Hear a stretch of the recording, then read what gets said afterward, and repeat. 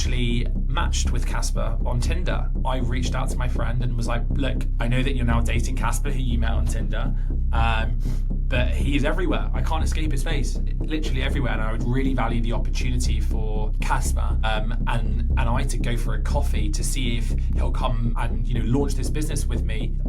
You never want to be the smartest person in the room, someone once said, and I truly believe that because I've raised around $5 million. I think particularly in those early stages, what investors are looking for is... Hello everyone, and welcome back to The Hidden Blueprint. Today I'm incredibly excited to welcome Ben Jeffries, the co-founder and CEO of Influencer, a global influencer marketing company that has worked with brands like Coca-Cola, Costa Coffee, and Amazon. Ben started his entrepreneurial journey at just 18 years old and has since co-founded Influencer with well-known YouTuber Caspar Lee and is now the leader of said global organization. If you're an aspiring entrepreneur, then this is a must watch. This is the blueprint of Ben Jeffries.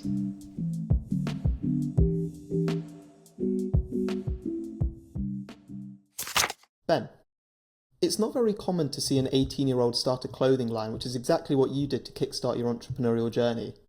How did that come about?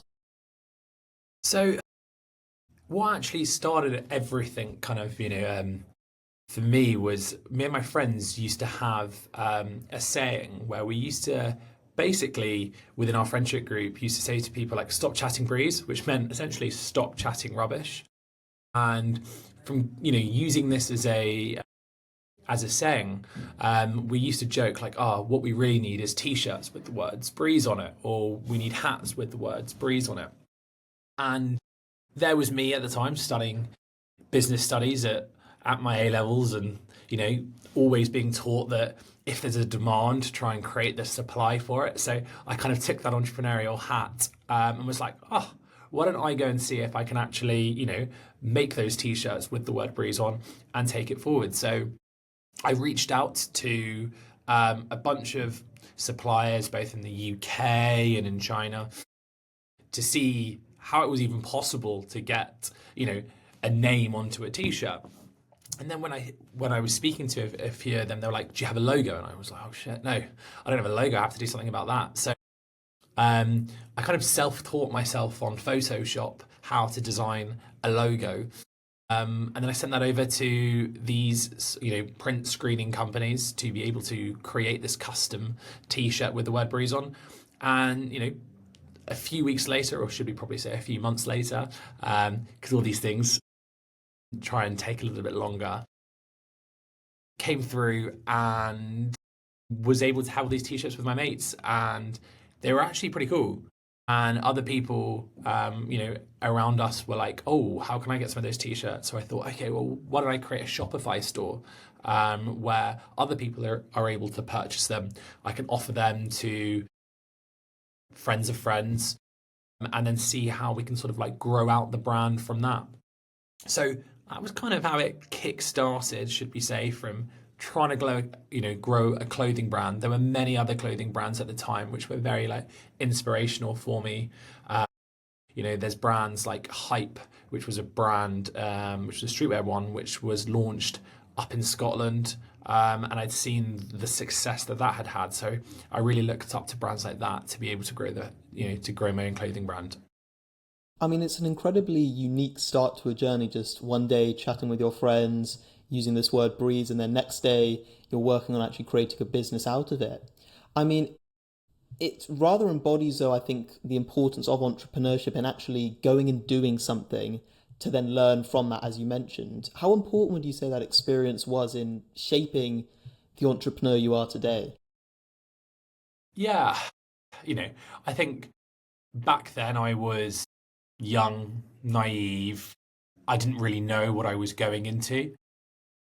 I would say now I still very much hold those traits of being young and naive, and how I approach things. But I suppose what that does is, allows you to be more risk adverse because you see yourself as not necessarily having too much to worry about outside of yourself at the time because you don't have a family you have to provide to, you don't have a mortgage you have to worry about. So when there's an opportunity to take a risk, you feel like, well, what's the worst that could possibly happen, so to speak? Um, so kind of took that approach, and really, I think that's why we've seen such such an influx of young entrepreneurs that have been created over the years, is because other people are feeling that exact same vibe too, which has been brilliant. And I think, although I say I'm still young and naive, that business that I created, Breeze, was 10 years ago. And obviously, I've gone on to create Influencer, and there have been lessons that I've learned completely across the whole journey, which have really helped to make me, not make the same mistakes twice, which has really helped to kind of push the business forward, but push myself personally forward as an entrepreneur. I mean, you mentioned influencer, which is obviously the main thing that you're now working on today, which is a global influencer marketing company. I mean, you've worked with some of the world's biggest brands like Costa, Coca-Cola, Amazon, etc. The list really goes on. Could you tell us a little bit about influencer? Yeah, of course. So Influencer, as you quite rightly said, it's a global influencer marketing company. We've got offices now, which feels even mad to say it, as every time I say it, but we've got offices in London, New York, Riyadh, Dubai, Berlin, and we've also got other people based in the Nordics, on the West Coast in the US. So it's really, truly a global business. But back when it started, it was obviously at the time just an idea which was kind of born out of a university bedroom, so to speak. So taking that concept of what I spoke about with Breeze, when I had launched that Shopify store, I thought, well, how can I take Breeze to the next level? And I was kind of so mesmerized by all these celebrity partnerships that I was seeing out in the press, whether it be, Tiger Woods and Nike, whether it be 50 Cent and vitamin water, that I thought, wow, imagine if I can get celebrities to endorse Breeze and see how that would grow the brand. So I'm a huge Chelsea Football Club fan. Sorry if that offends any listeners. But the season's back this year, so I can start talking more with praise about Chelsea. But I've tried to reach out to all these Chelsea first team players.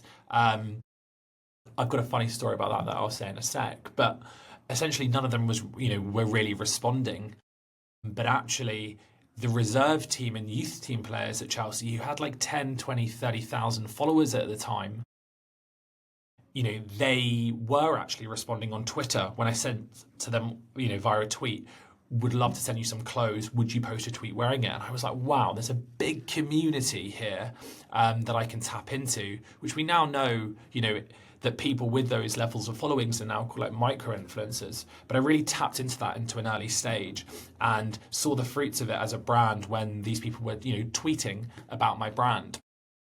So when I had that, I reached out to other people with those levels of following, built up this community, and I thought, wow, if I can offer these influencers out to other brands and not just me as Breeze benefiting from this could really be a global business out of it. So that kind of set the initial route, should we say, to how Influencer was actually born. But yeah, I'll go back to that Chelsea story because it's quite funny. So obviously, as a big Chelsea Football Club fan, there's obviously one player who is known as like captain, leader, legend, which is John Terry. And John Terry, because of how much I must have messaged him at the time on Instagram to try and get him to promote Breeze, he's actually blocked me. So as a Chelsea fan, to have your Chelsea icon block you is something. But hey, we all have those horror stories. That's a very funny story. The club you support and then John Terry blocking you. But I did actually want to talk a little bit more about the beginnings of Influencer. Obviously, you co-founded that with Caspar Lee, a well-known YouTuber turned entrepreneur now. I know there's an incredibly funny story behind how you actually met Caspar. I don't know if you wanted to go into that. Yeah, so as I said, kind of, I had this initial concept which was to very much take these people that I'd worked with Breeze and try and launch a business. But the issue was that at this moment of time, this was now, I would say, when I was 18, 19. And I was like, well, I'm just an 18, 19-year-old. How am I really going to properly grow this brand's reputation? Um, and I remember even trying to pitch it to some other brands, and I didn't have much credibility as myself. So I thought, okay, well, what can I do to build that credibility? And then it just so transpired that at this moment of time of this, all this thinking, one of my friends actually matched with Caspar on Tinder, and he was on every billboard around London at this time because Caspar was doing videos with the likes of Kevin Hart, James Corden, Ed Sheeran, and he was kind of the future of YouTube, the future of entertainment. And he built up, 9 million subscribers on YouTube. And when he matched with one of my friends on Tinder, they ended up actually going out for about 9 months. But me and Caspar like to call it a Tinder success story because as part of that, I reached out to my friend and was like, look, I know that you're now dating Caspar, who you met on Tinder, but he's everywhere. I can't escape his face, literally everywhere. And I would really value the opportunity for Caspar and I to go for a coffee to see if he'll come and launch this business with me at pure scale. So she was like, look, can set you up with a 30-minute coffee. It's up to you. See how it goes. And it ended up being, a 3-4 hour strategy session between Caspar and I because Caspar, was looking at that time himself to kind of transition away from just being a creator, but also to more of an entrepreneur. And it kind of worked perfectly from a timings perspective. And, after a few months negotiating together to see how we could properly launch this business moving forward, we managed to do it. And it's been the most incredible 7-8 years since we've actually done that together. I mean, I love the idea of calling it a Tinder success story, but I think what's important about it is the aspect of luck. I mean, luck is a concept that is spoken about with a lot of entrepreneurs out there. I mean, it's lucky maybe in the fact that your friend ended up matching with Caspar, etc., and then going out with him, which then gave you that introduction. But I think it's more important to focus on yourself and the actions that you took, how ready you were to capitalize on an opportunity. How important is it, do you think, for young entrepreneurs to prepare themselves and be ready for any opportunity that may arise, whether that by luck or any other means? Yeah, I think you're quite right. I think luck is a huge factor that comes into any part of success.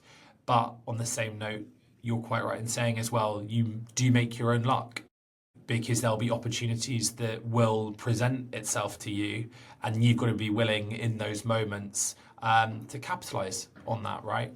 And to use that example of the introduction I got to Caspar, I could have just let my friend date Caspar and then not tried to get a coffee with him, and what could have then never happened could have been Caspar and I never meeting and then never having the opportunity to scale up influencer together. So I think something which we see perhaps a big difference between the likes of UK culture versus US culture is in US culture, people are much more, open to capitalizing on luck, should we say, because they want to see everyone else succeed. Whereas in the UK, everyone has a slightly more reserved approach to things. And I think we can take a lot of learnings from the US culture where we should be more, feeling more confident to be able to, actually jump on any opportunity that we get. And we mustn't feel any sense of embarrassed, because I think that's a very common British trait. So we wouldn't want to do that because in case we get embarrassed, we wouldn't want to ask that question because what about what happens if they say no, or they ask us why we've done that. And I think what we really need to be making sure we're doing is promoting a culture of taking risks, taking every opportunity that there is, because you never know what could happen if you don't go that path. It's probably one of the lessons that I've kind of kept true in my mind always, particularly when I do things like public speaking or a presentation and I feel any sense of nerves.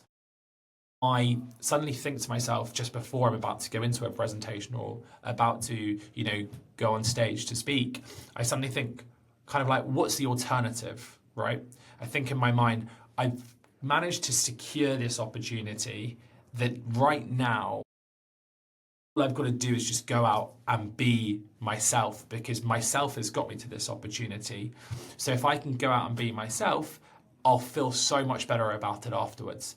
And it's just that feeling of making sure that we're promoting a culture of confidence around. Yeah, you mentioned that sort of US culture of promoting confidence and risk taking. I mean, a big risk that you took in your journey is you dropped out of university at 21, which for many people is an incredibly risky decision. What gave you the confidence to take that leap and really go full time on the business? Oh, confidence, madness, all of it, all in one. I remember speaking to my parents at the time and being like, "Look, um, I know that I've just completed first year of University of Bath. I've got into one of the top business schools in the country, but I really want to focus on building this business full time." And I remember them saying to me, "Absolutely no way, absolutely no way." um, and then after kind of the initial shock factor of doing it, I remember them saying to me, "Look, is this truly what you're passionate about?" And I'm like, "Absolutely." Like, I really believe that this is, where the industry's going. This is kind of what I want to be able to do. And I think that moment there really resonated with my parents. And to have then such supportive parents to be able to kind of say, right, if this really is what you want to do, we're on the same page and we'll back you to do it. But also not just supportive parents, but such supportive friends and people around me as well. I had one of my best friends, a guy called Mikey Thompson, who'd actually 6 months before me dropped out of King's, where he was studying, and he dropped out to launch his own business, which is called Skyfly Video, which at the time was very much initially focused around like drone photography. Now he's gone on to build an eVTOL, which is basically an electronic aircraft. Looks very much similar to like a mini helicopter or a drone, but he was also there making those risks. So, I had parents supporting me, I had friends supporting me who'd done similar.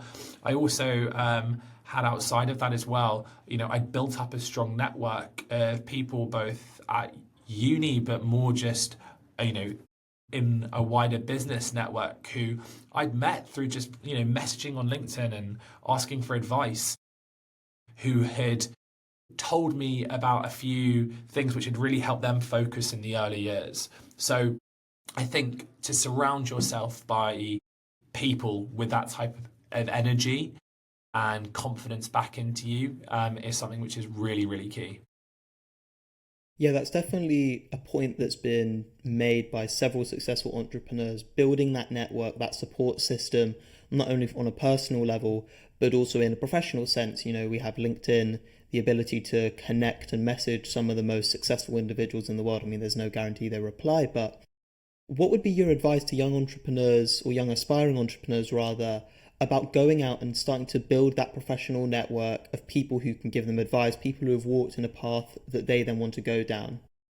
I think so. A trap that a lot of people fall into is almost when they message people, they almost ask for too much originally. And this was something that I got taught at an early stage, which was when you're trying to build your network, don't ask for too much, because if you ask for too much, then people will ignore you, or people will act like quite standoffish. And I think what everyone loves is a little bit of a touch of stroking their ego, so to speak. So what I found that was really effective as a way to build my network was to message people on LinkedIn and just say, look, I've been a huge admirer of you. I've looked through some of their recent LinkedIn posts and seen what maybe they've commented on various things to get kind of a viewpoint on their perspective. And I've said, in the message, I really like how you spoke about this. I would really value either a 30-minute call with you or meeting up for a coffee. I can come wherever is easiest to just learn from how you've got to your stage in your career. Because all you're doing there is, in that type of message, is you're just asking them to talk about themselves for 30 minutes to you, versus what a lot of people, fall in the trap of doing is saying, here's my deck, can I get feedback off you? Or here's my business idea, what do you think? Can you invest in my idea? No one's going to respond to that because you're asking too much of them before you've even done kind of the groundwork to building that relationship. So I'd say that's a key part of advice that I would give. Another key part of advice I would give is, as you start expanding your network, don't be afraid to ask for introductions to other people, because I think that's something which is really crucial, because we build brands, we build networks through collaborations. It's always something where maybe, rather than just having to try and message someone on LinkedIn, you could ask someone, I'm really interested in this type of sector, or I'm really interested in knowing about someone who's got a strong understanding of, banking, or a strong understanding of insurance. Is there anyone that you would recommend that I speak to? Is make sure you're more opportunist with your asks via connections you've already made, because that's going to be a warmer introduction for you as well. Ben, how would you describe the creator economy?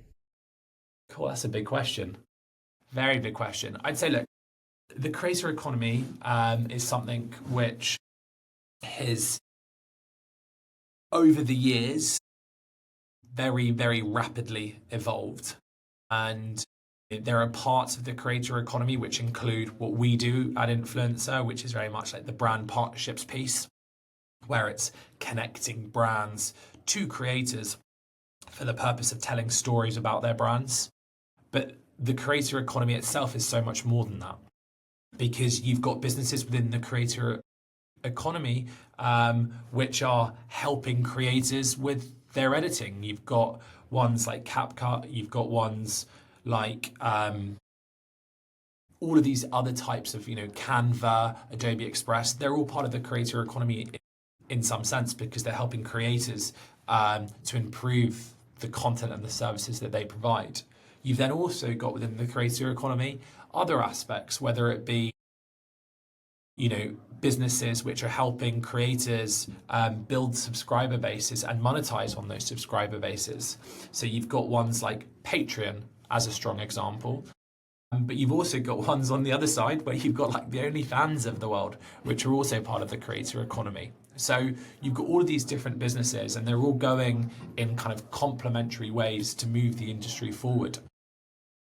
So in those different sectors, but it's in a very clean sentence, the creator economy is all about driving the creators themselves forward to be able to create brilliant content for the consumers. I mean, it's definitely something that's really grown very, very quickly over the last few years or so. For young people out there, maybe aspiring entrepreneurs or not, how important would you say it is for them to be creating content as opposed to just being consumers via Instagram, TikTok, YouTube, whatever means?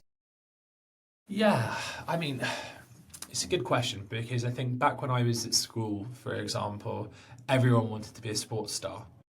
And I think we all thought that we could be the next Cristiano Ronaldo, or even back then it was probably like the next David Beckham, so to speak. And now the number one job that people in school, what they want to be, is they want to be a creator. And I think it's a massive shift, but I think it's a really exciting shift, because being a creator and being able to create content allows people, when we spoke earlier about confidence, it allows people to have a forum to be able to share their beliefs and be able to do exciting things and share it with audiences in a new way, so to speak.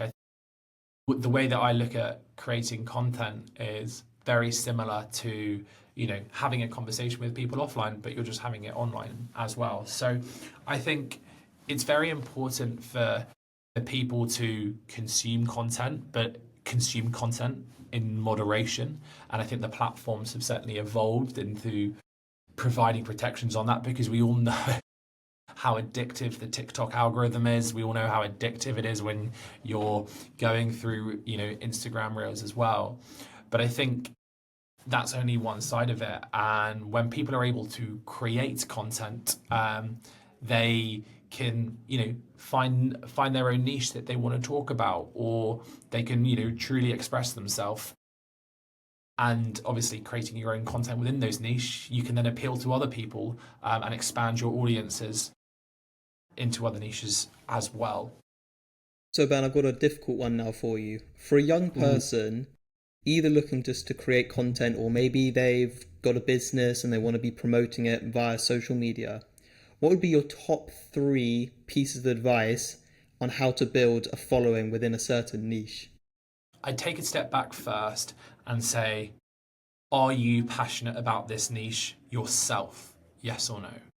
Because unless you are passionate about it yourself, after creating a few videos or a few bits of content, you will get bored, and then you will not have the drive to take it forward more. So it has to be something that you have a strong interest personally. So I'd say that's the first aspect.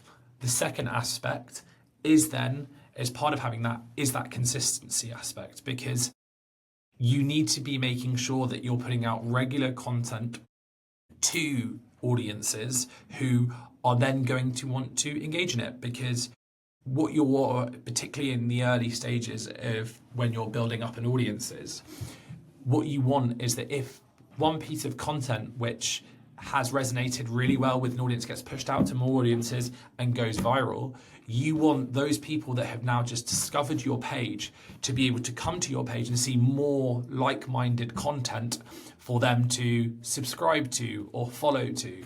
And if they just see yourself as, unfortunately, a one-hit wonder, then they're not going to actually follow you. So whilst that one video and that one moment may have grown exponentially, you really want to be obviously building that fan base and that subscriber base. So you need that consistency of content for audiences who discover to remain loyal to you, so to speak. And then thirdly, I think one of the key aspects is collaboration, right? I think it's really important that when you are creating content initially, if you want to be discovered, you can't just rely on just the algorithms helping to push you out. You need to rely on other people's audiences, being there to be able to invite their fan bases in, so to speak, or people that are interested and engaged in what they're speaking about. So it's those 3 aspects really that can really help make sure that you're building that fan base. I mean, staying on the topic of young people, I want to talk a little bit about Gen Z more generally. I feel like there's quite a lot of negativity these days surrounding Gen Z, especially from the older generation, Gen Z are lazy, they're this, they're that. What do you think about all of that? I think people go for the headlines, and I think it's quite provocative when people are making statements like that, particularly in the news. And I remember I got asked by a news channel to come on and actually speak about that as a topic. I opted against it because I think the news channel itself that I was invited on, I was like, I don't think I'm going to be able to portray a balanced viewpoint, because I feel like they'll be able to push it one way. But my own personal viewpoint is that, look, Gen Z aren't lazy. Gen Z are, have had to adapt to one of the most challenging things that's hit this world, which was, obviously how coronavirus affected the ways of working, and how at the time it streamlined a lot of what was, already moving towards the realms of the future. Because what coronavirus kind of created was obviously these lockdown periods, and that meant that a lot of people who were in their first few years of work weren't in that standard office environment that a lot of these people who are using the headlines of being lazy, you know, were used to themselves when they were growing up. But just because that they weren't in the office, it doesn't mean that they're not working just as hard. And I think that was something which took a lot of people time to adapt to, and it also meant that actually a lot of people had been able to find more productive ways to do various things because they were working at home. So I think that was one big aspect. And it also meant, it wasn't just people necessarily starting in work, but it could have been people in their final years of university or people in their first years of university where they were much more in that lockdown period, which affected how they were in their early years of their development cycle, should we say. But outside of that, from a laziness perspective, I think people look at kind of the evolution of AI, right? And people see people using ChatGPT, Google Gemini, and people think that because Gen Z are just very savvy and are straight on it and using it, that automatically means they're lazy. And I strongly disagree with that. I think what these generative AI tools are able to do is overcome writer's block, so to speak. It's able to provide that first draft of an answer to a question, the first draft of writing an email, or first draft of any of these aspects, whether it be like a social post or anything like that, which enable someone to be able to personalize and write it in their own tone with more information. And I think we should be promoting a culture of that versus actually saying, oh my God, why are they doing that? They're only doing that because they're actually lazy or anything like that. And I think the more we can promote a culture of that, the more overall we can all be more productive and actually focus our time and energy on having a better end product and a better end piece, because we're being supported by these advancements, which are meaning that we can actually spend more time not on wasting time at that start of writer's block, but actually more time on finessing the final product. Yeah, I completely agree with that. I feel like there's certainly a misconception when it comes to young people and the use of tools like ChatGPT. I mean, the way I like to see it is maybe a task that used to take an hour, you're now able to do in 10 minutes. But I think it's also important to note, and it's also important maybe for you to stress, that just because you're able to do that task now in 10 minutes that you maybe did in 60 before, it doesn't mean you then have 50 minutes to just do whatever you want, go on TikTok. So I don't know if you wanted to go a little bit more into that. Yeah, 100%. I think that's again a misconception of people where they assume that just because a task has taken 10 minutes as opposed to 60 minutes, that the remaining 50 minutes people are doing something unproductive. It means that more can be achieved within the day. And I think as long as that is the case, then for sure, how could we possibly be against it? We should be promoting it as much as possible. Even our influencer, right? We have a lot of AI integrated into our tools, whether it be, a tool called Supernormal, which allows recording of calls to help summarize minute taking so that our teams can be more productive in their follow-ups post those meetings, or whether it be helping our team write those first email drafts, to be able to make sure that they can get through their email inboxes as quickly as possible throughout the day. So 100%, I think it's about how can we best utilize the hours in the day that we've got. And that's what I think, advancements like AI can certainly contribute towards. You mentioned AI there and the use of it at Influencer. I wanted to go a little bit more into that. Could you maybe dive a little bit deeper into how you guys are actually using, AI and data to really achieve the best performance, both on an internal operations perspective, but also externally for the clients that you provide your services to? Yeah, so some really exciting parts. So let's take, some of the external parts as well. So one big factor of how an influencer, um, you know, our clients are consistently requesting is more and more content, right? Because what we're about, supporting them with is having more content for their advertising on social. So the creators that we work with, they're able to produce 3, 4 assets for us.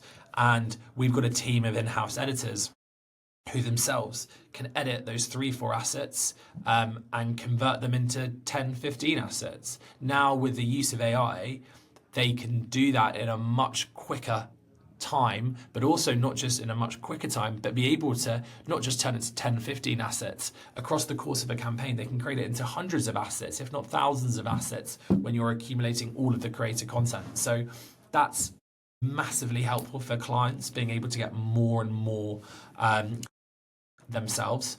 You've also got the other aspects where, AI has been around for quite some time, and we've, had it integrated into our technology. When we think about, how are we helping to empower the kind of the measurement aspect of influencer marketing? So how are we able to tell our clients beyond the social metrics how a campaign's performed? So one aspect to do with that is thematic analysis. So it's telling our clients what's actually being said within the comments of a campaign. Are there any key trends? Are the comments themselves showing purchase intent? Are the comments themselves showing key themes around, whether it's an actual product positivity or if it's content positivity? All of that we build up to really help provide the best possible demonstration to how a campaign's perform for our client. So AI in that external sense has been around for quite some time.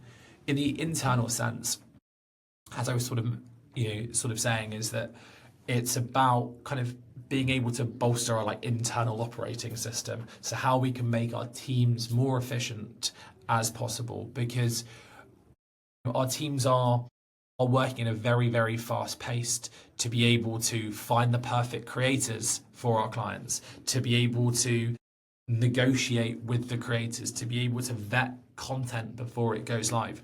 If AI can contribute to all of those things, we want to be making sure we're doing that and actually, using those sort of tools. So we've implemented AI into our internal creator discovery tools to be able to find the best possible creators for our clients. So we've obviously got an accumulation, as you would imagine, of a lot of first-party data on creators, both from prior campaigns and how these creators have performed, but also then gathering second and third party data on what we can find about these creators online, to be able that when a brief comes in and says, we want to find the 10 best creators who are within this age demographic interested in this, our team can find them much quicker.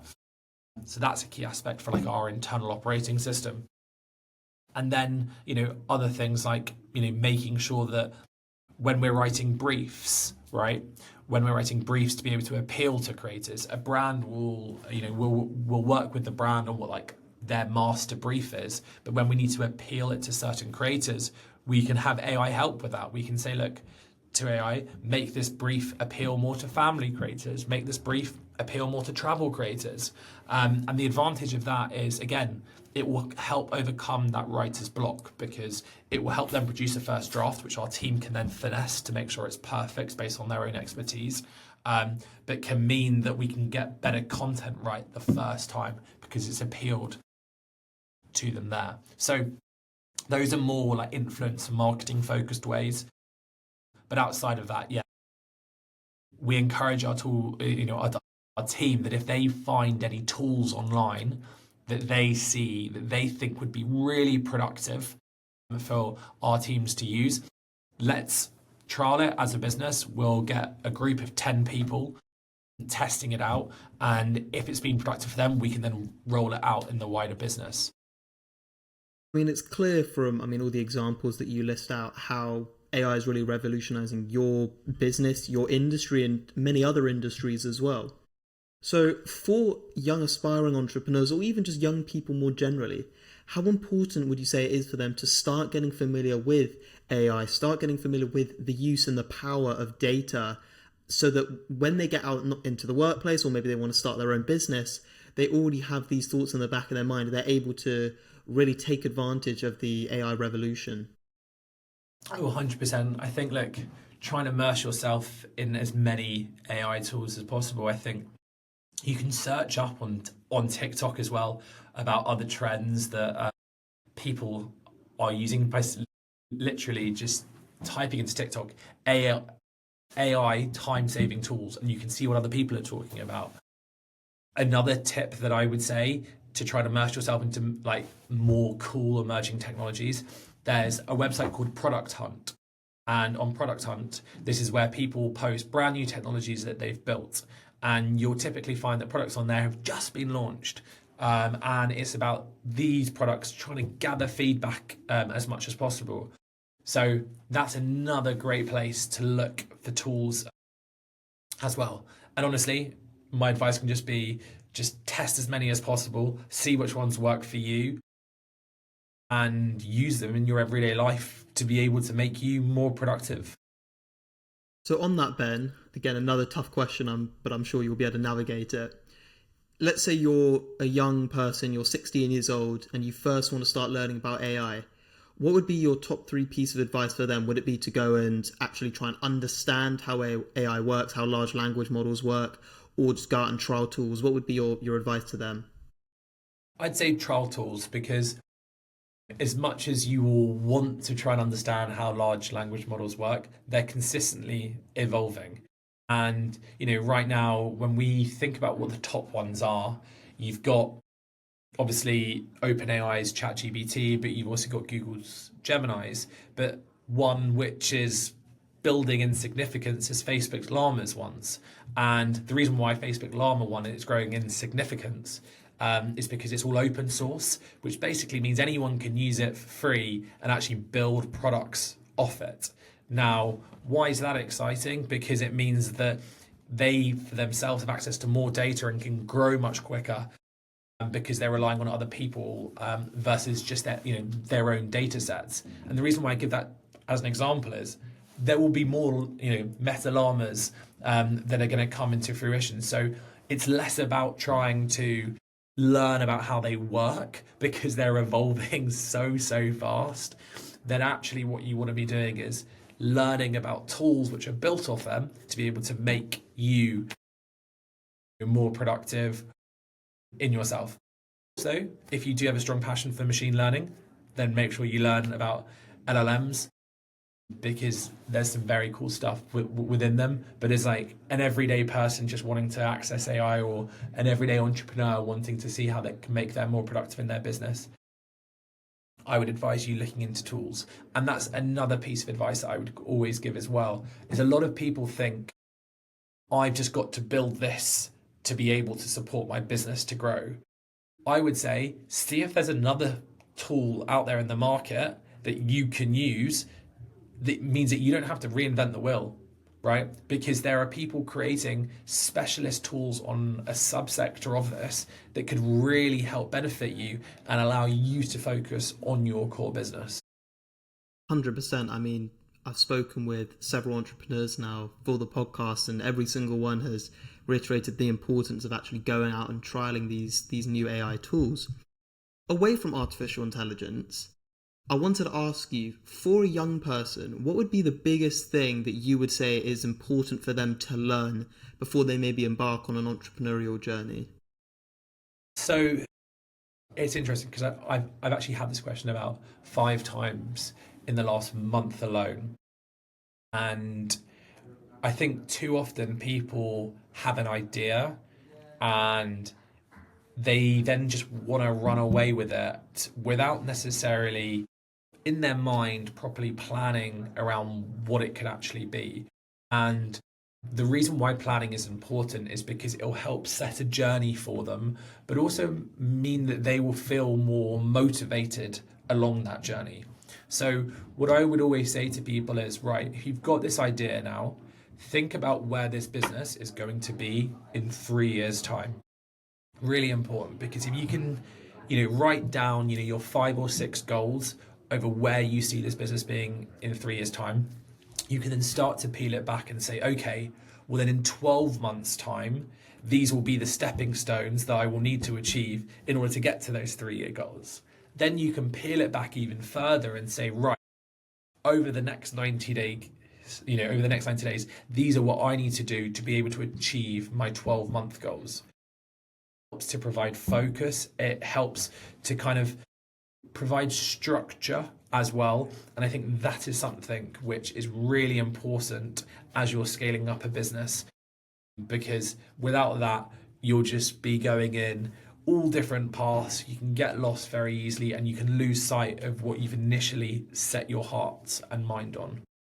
Do you think that's a reason a lot of startups fail, Ben? People failing to plan effectively and ending up getting in a situation, as you just said, going down so many different paths and ultimately getting confused, burnt out, and end up with nothing? Yeah, I think, startups often fail because maybe the original idea that they've got is something which they're truly passionate about, and they lose sight of that because maybe they're gathering so much feedback along the way that maybe they're turning, pivoting, all the rest of it, and what they've initially thought they were going to build has changed. Now, I'm certainly not of the belief that when you set a 3-year goals, along the journey, you then have to say, well, the 3-year goals are this and those are never going to change. Of course, it's about every year re-looking at those 3-year goals and saying, is that still, the direction that I want to drive this business in? And you'll often find that they do change, and that's okay. But at least you're learning and iterating along the way. I think, all kind of what entrepreneurs can make sure that they do is set these goals, but make sure at least on a quarterly basis they're taking time away from the office, they're taking time away from the madness of what they're trying to do, and actually saying, look, I'm going to spend a whole day here rethinking about the long-term future. And that can help keep them on track and help keep setting that longer tail direction for them. I want to talk a little bit about money now, Ben. With Influencer, how much capital have you had to raise, and what were you really able to learn off the back of that? I mean, it's something that you don't get taught in school. You don't get taught in school how to raise millions in funding for your business. So how much did you raise, and how was the experience really for you? Yeah, so I mean, over the years, I've raised around $5 million. And, if I'm honest, going along the journey, it was something which I wasn't necessarily sure how to raise money or what it would actually mean. I remember when kind of did the first fundraising round, and I was part of an accelerator program where we raised as a check of 150,000, and that was an SEIS investment round. But the accelerator program themselves helped guide what we needed to do, and helped kind of build those initial, business models from a financial forecast, cash flow perspective, etc. But then when we raised our largest investment round, which was a 3 million sterling one, which was our Series A with Puma, we had advisors around us who were able as well to guide us through the process. And for sure, it was a daunting challenge at the time, and we pitched to so many investors, so many who'd said no. But I think, particularly in those early stages, what investors are looking for is, do you have a clear plan?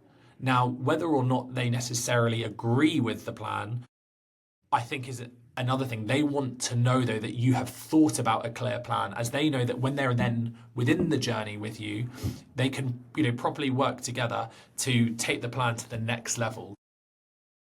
I think what they want to see that you've got the mindset, that you've got the passion for the business, but also most importantly, they want to know that you've thought about all of the potential risks and, on the positive side, opportunities as well that come with that plan.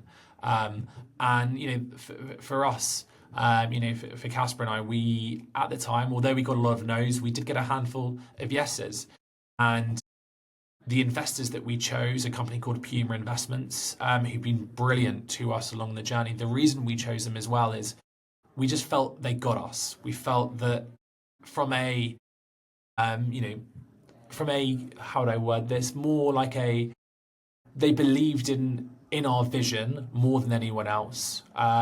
When we told them about the plan, they said to us, "We think we can support you and go even more ambitious."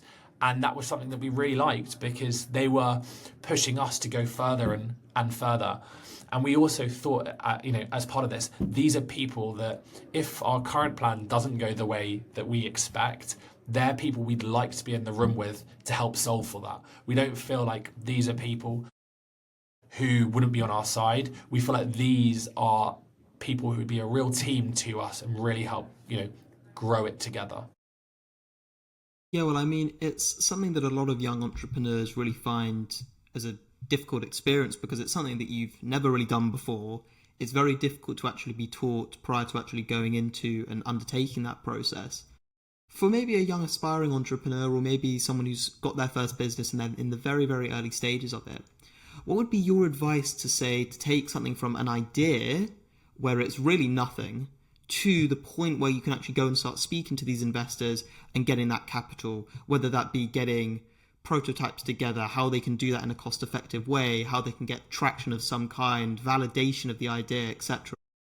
I'd say, look, I think as you've got this initial business idea, I'd encourage you to reach out to people, going full circle on what we discussed earlier, is I'd encourage you to reach out to people who have gone on similar journeys and learning from their experiences.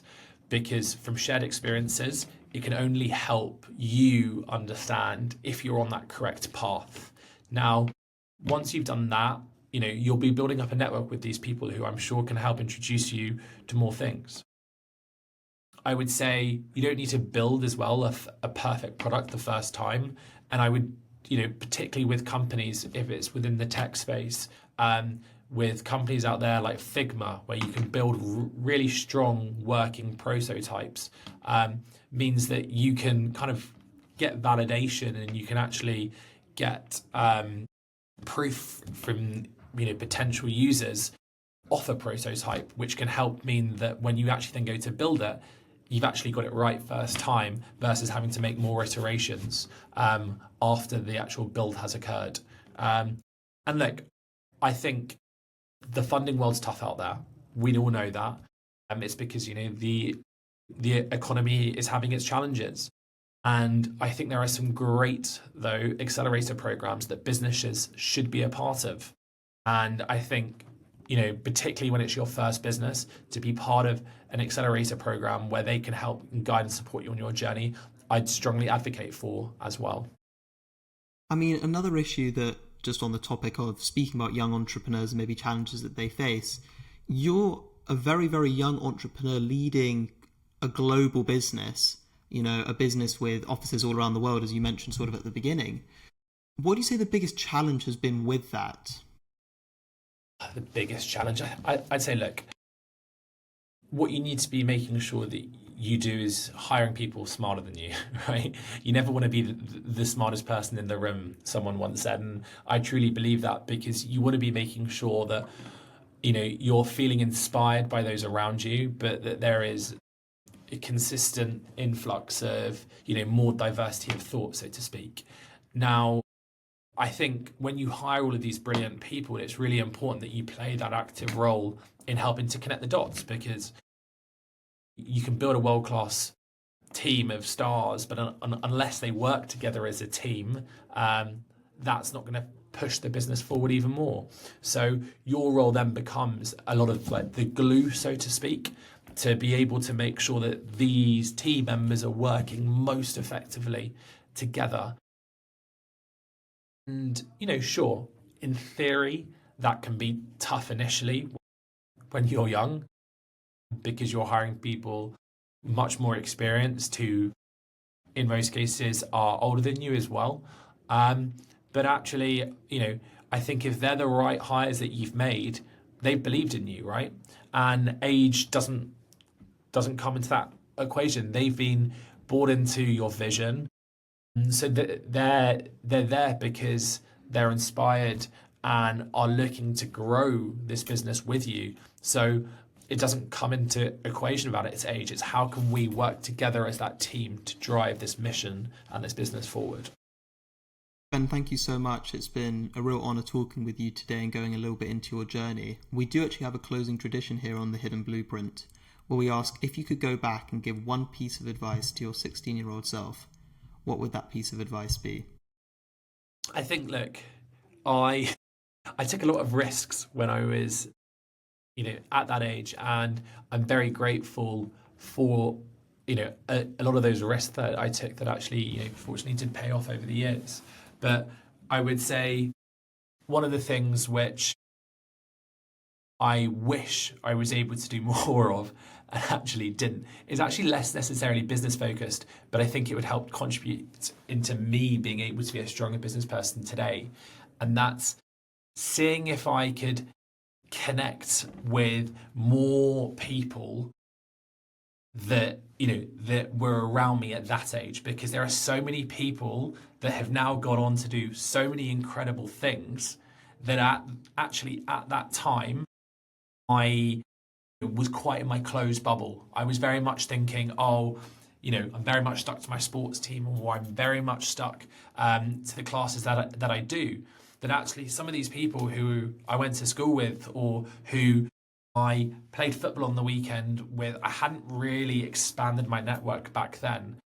But now they're doing so many incredible things. And I wish back then I'd been more productive in trying to expand my network. So, again, offering to take people out for a coffee, offering to go for a walk with people, all of that sort of stuff, just to kind of grow your own diversity of thought, I think is so important. Thank you so much. As mentioned, it's been a huge honour talking with you today, going a little bit into your journey, and I'm sure it's one that's going to inspire a lot of aspiring entrepreneurs out there. So thank you so much. Thank you, Bruno, as always. You're amazing.